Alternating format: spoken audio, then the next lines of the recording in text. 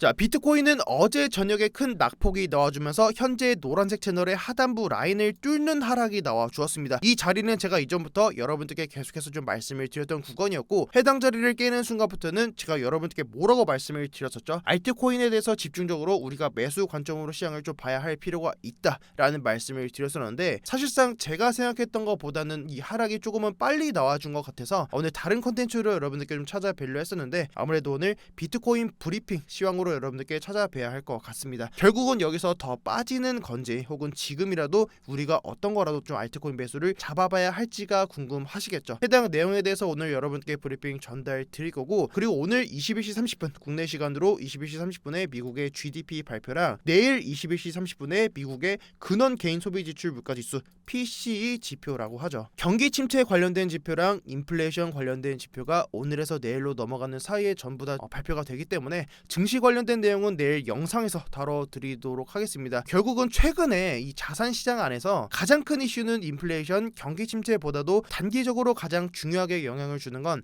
다름이 아니라 미국의 부채 한도 협상인 것 같습니다. 5월 18일에 나온 2023년도에 월 뱅크 오브 아메리카에서 펀드 매니저 289명을 대상으로 진행한 설문에서도 엑스데이트 디폴트 날짜가 오기 전에 이 부채 한도가 상향할 수 있을지에 대한 그 질문을 던져 주었을 때, 지금 보이시는 연한 파란색이 4월 달의 수치이고 진한 파란색이 5월 달의 수치입니다. 5월 달에는 4월 달에 비해서 약 10% 정도의 그 비율이 좀 낮아진 수치가 부채 한도 협상이 가능할 거다라는 입장을 밝혀주었고, 거의 대부분의 이 과반수 이상이 낙관적인 입장을 좀 바라보고 있기 때문에 전문 투자자들뿐만 아니라 일반 투자자들 역시도 지금의 부채 한도 협상에 대해서는 상당히 좀 낙관적인 입장을 좀 비출 수밖에는 없는 것 같습니다. 그 이유는 미국은 1960년도부터 부채 한도를 늘려오면서 전 세계 각국의 달러를 찍어내 왔던 국가이고, 78번이나 부채 한도 인상으로 역사상 국가 부도의 날이 왔던 적은 없었기 때문입니다. 하지만 결국은 해결될 문제라도 이 디폴트 날짜가 다가오면 다가올수록 미국 재무부를 포함한 기업에서는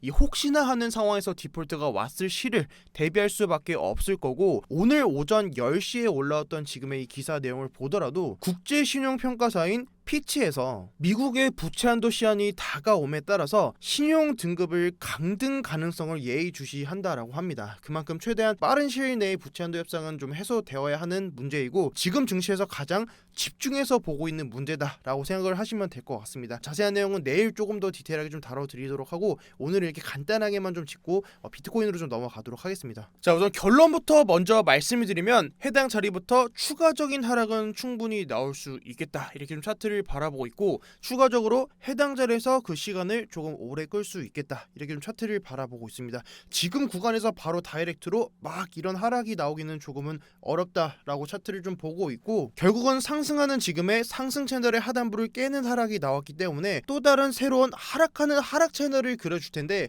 제가 보고 있는 1차 지지라인과 2차 지지라인은 이전에 제가 영상에서 다뤘던 내용이랑 동일하게 보고 있습니다. 1차로 보고 있는 자리는 25.2K 라인, 2차로 보고 있는 자리는 23.9K입니다. 25.2K 라인을 첫 번째로 보고 있는 이유가 저는 매물대를 보고 있기 때문인데, 일봉 차트 기준으로 우리가 매물대 지표를 좀 봤을 때, 매물대 지표를 보는 보다도 좀 쉽게 이 매물대를 볼 수가 있습니다. 첫 번째로 쌓여있는 매물대가 25.2K 라인입니다. 자, 일본 캔들 기준으로 5월 14일에 나와줬던 아래 꼬리를 길게 다뤘던 일본 캔들을 봤을 때 25.2K 라인을 터치하기 직전에 특정 집단에 의한 그 매수세에 의해서 아래 꼬리를 달아준 이 캔들 자리를 현대도 계속해서 좀 깨기 어려운 그 구간을 만들고는 있지만, 결국은 지금 구간이 매물대가 없는 얕은 구간이기 때문에 직전의 차트를 보더라도 이 자리는 이 매물대가 좀 없는 구간이기 때문에 결과적으로는 그 다음 매물대가 형성되어 있는 25.2K 라인에서 1차적으로 지지를 받아줄 거다, 이렇게 좀 차트를 보고 있습니다. 다음으로 보고 있는 지지라인 2차 지지라인을 23.9K라고 말씀드렸었는데, 해당 자리는 제가 이전에 과거에 3월달에 유튜브 영상에서 바이낸스 거래량이라고 해서 여러분들께 다뤄드렸던 내용이고, 지금 이 보시는 사이트가 바이낸스 거래소에서 발생하는 전체 거래량을 나타내주는 표이고, 제가 그때 표시를 드렸던 게 100빌리언 달러,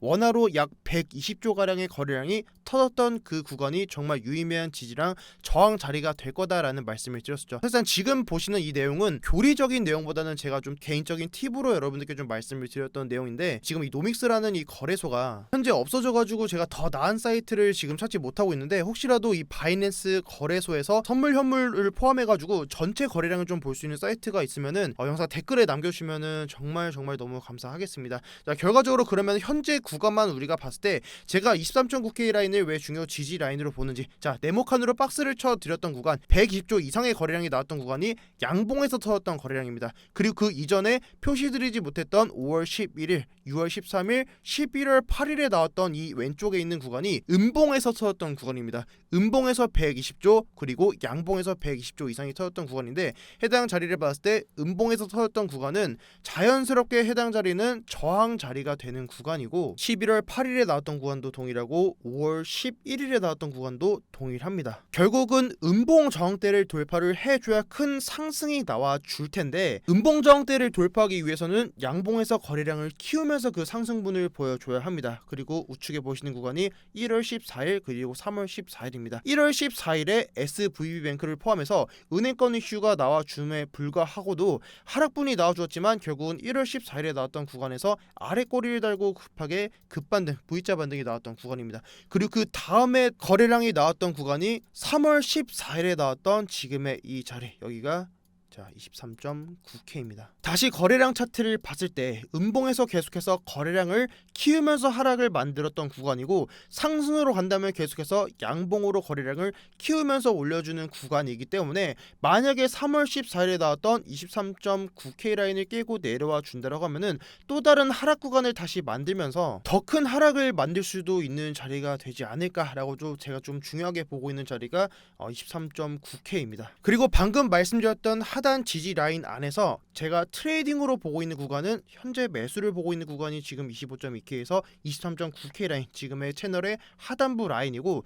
추세 반전을 확실하게 제가 보고 있는 자리는 지금의 노란색 추세의 이 상단 라인을 돌파하는 자리입니다. 해당 자리를 제가 추세 전환 자리로 보고 있는 이유는 제가 이전부터 말씀을 드렸었는데, 전체적으로 저는 지금의 차트를 큰 하나의 채널로 본다라고 말씀을 드렸었고, 22년도 4월달에 나와줬던 것처럼 결국은 하락하는 하락 채널의 상단 라인을 돌파해주면 그 방향은 상승으로 갈 거다라는 말씀을 드렸었고, 그 구간이 비록 짧더라도 채널의 상단부를 돌파하는 자리부터는 상승분은 분명 나와줄 수 있을 거다라고 차트를 바라보고 있고, 해당 구간이 짧더라도 해당 자리에서 알트코인에 대한 그 상승은 분명 나와줄 수 있는 자리일 겁니다. 그럼 우리가 추세 반전을 보기 전에 어느 정도의 리스크를 갖고 손절가를 갖고 선점해야 되는 그 자리가 필요할 텐데, 그 제가 선점으로 보고 있는 자리가 25.2에서 23.9K입니다. 사실 제가 여러분들께 브리핑으로 지금의 이 하단 채널 라인을 깨고 내려올 거다라고 브리핑을 전달드렸던 이유도 테더 도미넌스의 채널 때문이었는데, 테더 도미넌스도 일본 기준으로 봤을 때 지금처럼 큰 하나의 채널의 그림으로 차트를 좀 보고 있고, 비트코인은 지금의 하단 채널을 계속해서 지켜주고는 있었지만